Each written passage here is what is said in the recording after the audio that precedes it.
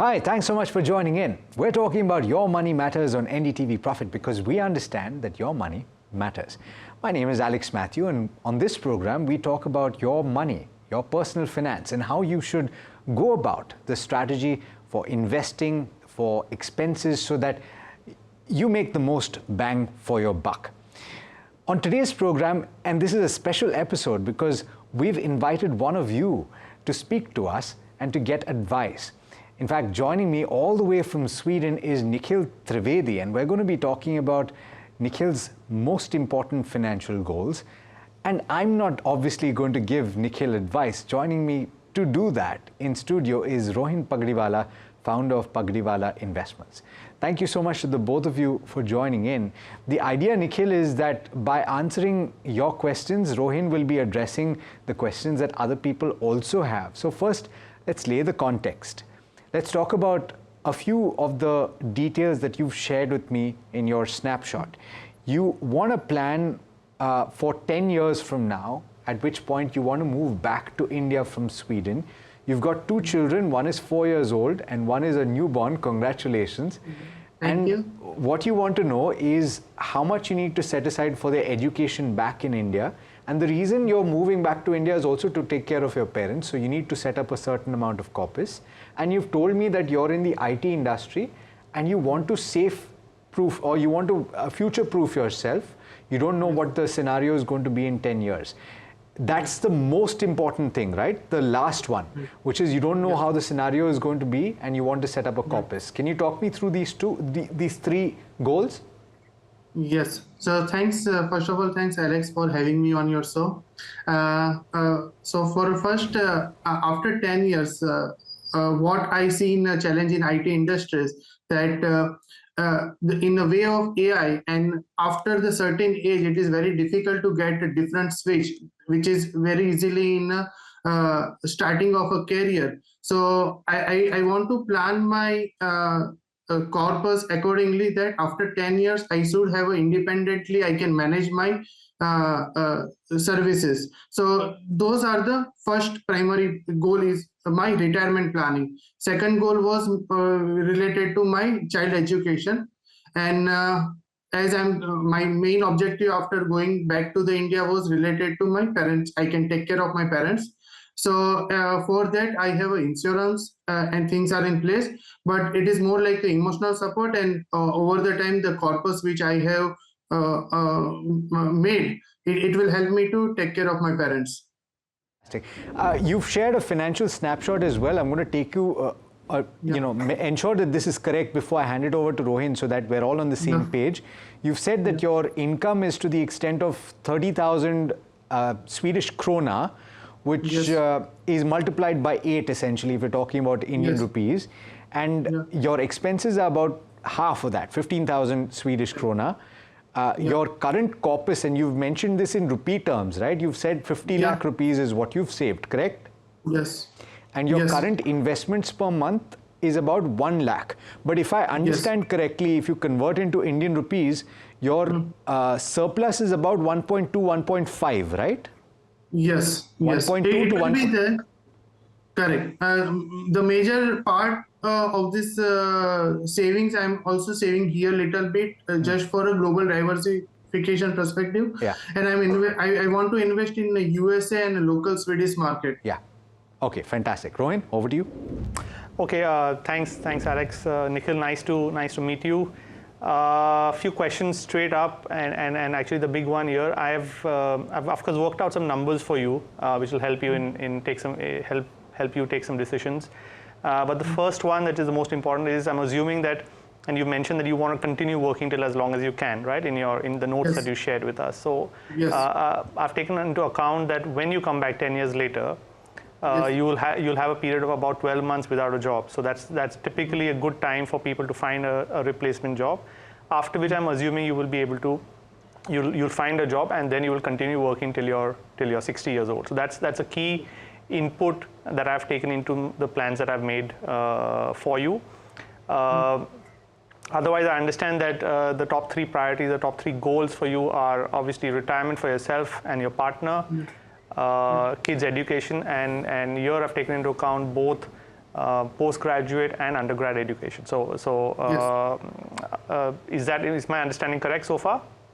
Yes, that is correct. And I have also calculated all those parameters, and then I come to the fire number of 6 crore. But as I'm not, I have a more detailed understanding in finances. So if you can just enlighten whether it is correct number or if I need to improve on these calculations.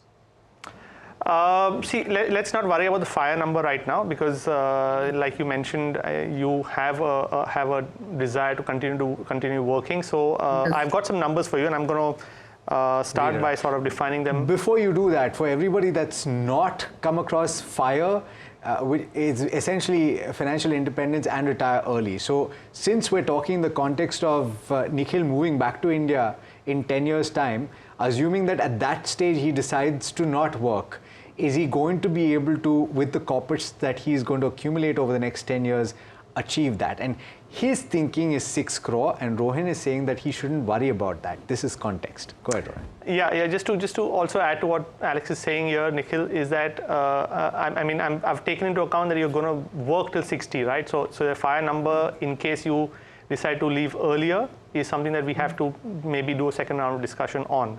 Currently, 3 goals that I've sort of made plans for. First is your retirement, which is at the age of 60. Now, for that, the future value, and these numbers will sound very, very large in the beginning, but don't be afraid of them.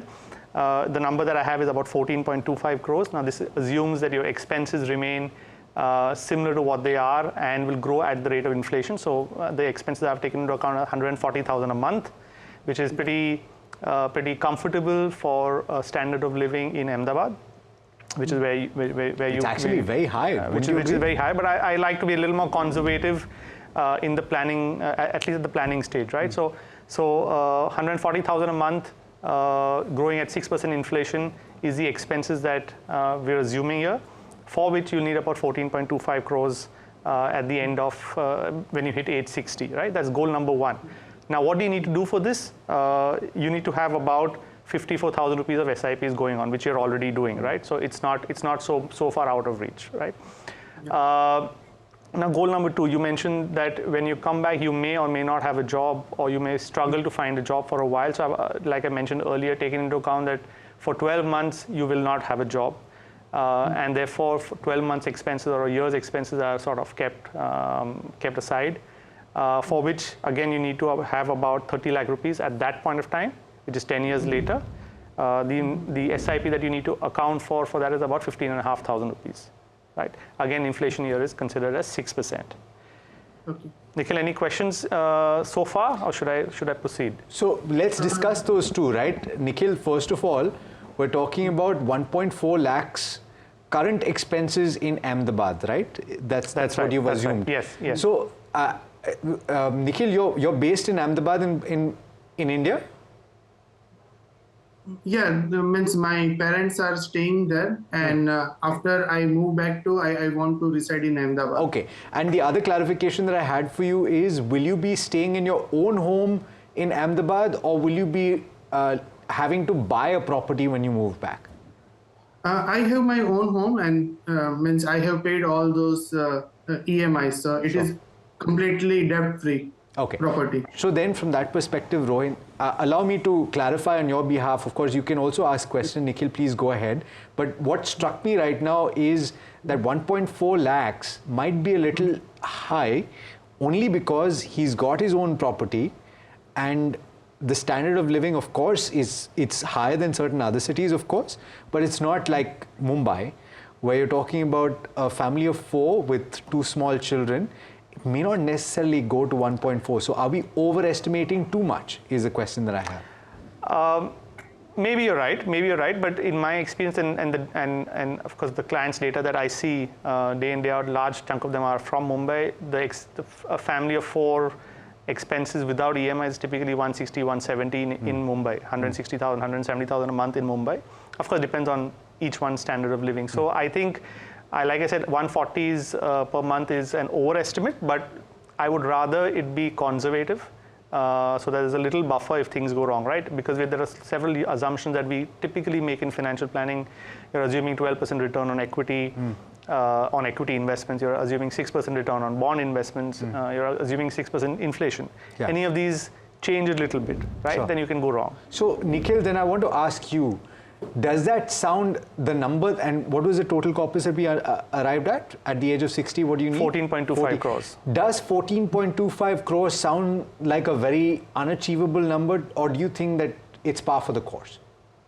Yeah, it is fine. Means it is achievable. The matter what I am worried that the inflation which we are calculating, it is for a regular. But when I talk back with my friends who moved to the India, they say the education is way costly and it is increasing more than 6%. So how can I tackle that? I will come to that, Nikhil. So I will come to that. Goal that we've not talked about, which is the third goal. So we've so far covered two of your three big goals, right? Which is retirement and emergency funds, right? For which collectively you need an SIPs of about 70,000 a month. I think that should be manageable for you. Now you have two kids. Of course, they're very young, so the goals for education are far away, but I'm going to cover those as well now. And here the inflation is assumed as 10%, right? Education inflation is roughly 10% in India. It's higher than developed markets, but even in developed markets, education inflation is higher than their local inflation, their regular inflation. So 10% is the number that I've taken into my calculations. Now the older son's undergrad education, right, which is the first thing that will come up, will happen. I've assumed rather that they'll do this when they're 18 years old, so that is in 2039. The money that you'll need at that point of time is about 1.76 crores. Wow. Okay. Now the assumption here is that an undergrad course is a 4-year course, and it's 10 lakhs per year as fees. Right now, this could vary a lot from the kind of course that your son eventually picks, and neither will you know this nor will I be able to estimate it. But 10 lakhs is again a fairly conservative number, I'd say, slightly on the higher side. There will be several courses, especially if they're government funded, which will be cheaper. But there'll be several courses which will be higher as well. So 10 lakhs, in my experience, a good number to work with. 1.76 crores, for which you need a small SIP of 6,000 rupees. That's it. Are you serious? Yes. And what is the rate of return that you're estimating? 12%. 12%. You're saying equity investments. So in all my workings, I've assumed an 80-20 mix, okay. Except for the emergency fund corpus, which is a 50-50 mix, 80 being 80% equity, 20% bonds. And in 80% equity, you're assuming 12% return. On 20% bonds, you're assuming 6% return. So, Nikhil, does that sound odd to you? 6,000 rupee SIP right now. And would you be stepping that up, Rohin? No. Okay. The SIP amount doesn't change. Okay. But this is assuming he can start. See, we'll come to this. I think my suggestion would be go through the whole picture. Sure, please. And then, go ahead. Nikhil, maybe you can ask some questions as well. Please. Now we spoke of the older son, right? Okay. Sorry, Alex. I'm going to clarify here. Oh. We've accounted for 29 lakhs of his existing 50 lakhs already reserved for this goal. Sorry, okay. I should have mentioned that in the first case. So that obviously makes the SIP amount required in the future a lot lower, right? Similarly, younger son's undergraduate education, year is 2042. Amount required will be 2.35 crores, which is slightly further, more than the 1.76 because it's further away, right? The goal's further away. 10% inflation, we've already put 9 lakhs away for that from the 50 lakh corpus, and SIP required is about 24,000. Older son's post-grad education. Now, post-grad education, the assumption is the tuition fees are 20 lakhs a year, 2-year course in India, right? Requirement is 2.34 crores, and the amount that you require from an SIP perspective is 34,000, sorry. 34,000 from now. 34,000 from now. And younger son's post-grad education, 3.11 crores in 2046. SIP amount is 31,000. So all of these put together, the key point that Nikhil you should note is that you will need to save about 1.7 lakhs a month, which I understand will be maybe beyond your capacity at this point. You're already doing you're doing some 20,000 in Sweden. But if you can squeeze out a little bit more, 20,000, 30,000 from somewhere, you keep a watch on your expenses, then maybe you can achieve this goal, all of these goals. Plus, of course, your income will increase over time. So as your income increases, the expectation is that you keep increasing your SIP amounts. Okay. Right. Nikhil, any questions? So when Rohin mentioned that 6,000, so is it for one child and for another child? What was the exact number? So I'll read out these numbers again, right? Older son, undergrad education, 6,000 rupees, because you've already saved some money towards it, right? And what typically, the best practice here from a planning perspective is that the corpus you save, you assign it to the nearest goal that you have, right? Nearest large goal that you have. In this case, your older son's undergrad education will be the first thing that comes up. So I put a chunk of the money, 29 lakhs out of the 50 lakhs that you've already got towards his education, which is why his SIP amount sounds very small. 6,000 rupees is a small number, right? Yes. Older son post-grad, 34,000 SIP. Okay. Right. Younger son undergrad, 24,000 SIP. Younger son post-grad, 31,000 SIP. Collectively, 164,000 for all goals put together. Including your retirement corpus and your emergency fund. And your emergency fund. Thank you. I got a clear picture now. So now do you want to also talk about, you've shared a breakup, Nikhil, of what you're doing right now in terms of investments, and you've got a large and mid cap fund, you've got a mid cap fund, you've got a flexi cap fund, a small cap fund, actually another flexi cap fund, Kotak, and you've got a Mirai asset focused fund. So what is the thinking that you had behind this? Did you just look it up online? No, I took a help from a financial advisor. Okay. And okay, I got that. So Rohin, you want to come in just to see if he's doing the right thing, or should he make different allocations? Yeah, so I think, Nikhil, my guidance to you would be first look at it top down, right? I think the first thing that you should work on is the amount of money that you're able to save, right? Your savings rate. And the common mistake that a lot of investors make is they're worried about which schemes they've chosen, how they've invested, whether it's in regular plans, direct plans. See, those are minor. I mean, in the long run, they have significant impact, but they are, in the overall scheme of things, they have a smaller weightage. The first thing that you should solve for is, can you save more, right? And which is what I'm telling you, that 1 lakh is not enough for the aspiration that you have. So you need to figure out ways of increasing that savings rate. That's number one. Second is your asset allocation and your risk taking. From whatever you've sent me so far, you're almost all in equity, in either through stocks or through funds, which is great from a risk taking perspective. But I would recommend maybe a mix of equity versus bonds. So typically, given you're 33 years old and you're willing to be a little more aggressive, I think 80-20 is probably a good mix to have. Which is not what it is right now, considering that it is not what it is right now. 25 lakhs in an emergency fund or in the liquid fund, right? Nikhil, this is in mutual fund liquid funds, right? Yes, mutual fund liquid fund I have invested. And the major portion means what I'm doing right now, that from wherever I get a salary, I transfer it to the liquid fund, and from there I do the STP. STPs. Okay. So my assumption on that is that the STP will get deployed in equity over time. So I've taken all those 25 lakhs as equity allocation today. So anyways, in the overall scheme of things, doesn't matter. I think when you build a portfolio, Nikhil, keep in mind that you should have something in bonds, maybe a little bit in gold as well. 80-20 or 18-15-5 is something that maybe you can work with. So 80% is equity, 15% is in fixed income, and 5% is in gold. Yes. So, go ahead, Nikhil.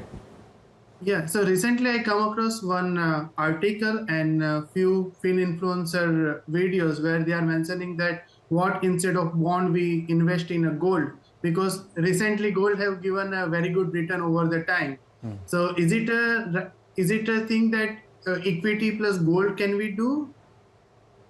I mean, can you do it? Yes, of course you can do it operationally. But what I sense, Nikhil, is that you're very influenced, you're kind of influenced by a lot of what people say around you, and you shouldn't be, you really shouldn't be constantly listening to everything that's been said to you, right, from your friends or from your family. You must If you're abroad, my suggestion would be to find a advisor, planner, distributor over here who can help you, and who's probably more knowledgeable than what you are, right?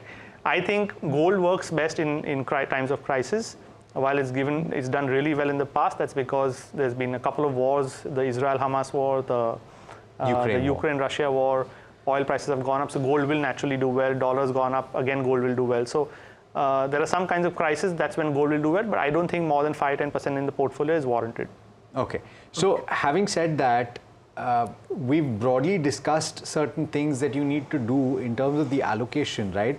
Is it possible for you to move it up? And we've discussed, and I've asked for information on this. Nikhil, you've shared that your wife is currently learning Swedish, and she might actually be able to practice as a dentist. If she supplements your income, you might actually be able to do this, right? Yes, I can do this. So that is our goal, that if both person can start working towards this goal, then we can achieve this easily. Okay, so we've got another couple of minutes. If you have any last questions for Rohin, please do ask. Yes, so there are momentum indexes. So is it right time that if I choose, because NSE have published those indexes and there are a backtested data, and if we compare over 20 years, it has significantly outperformed the broad-based indexes. So again, Nikhil, a word of caution here: don't go by backtesting this data alone.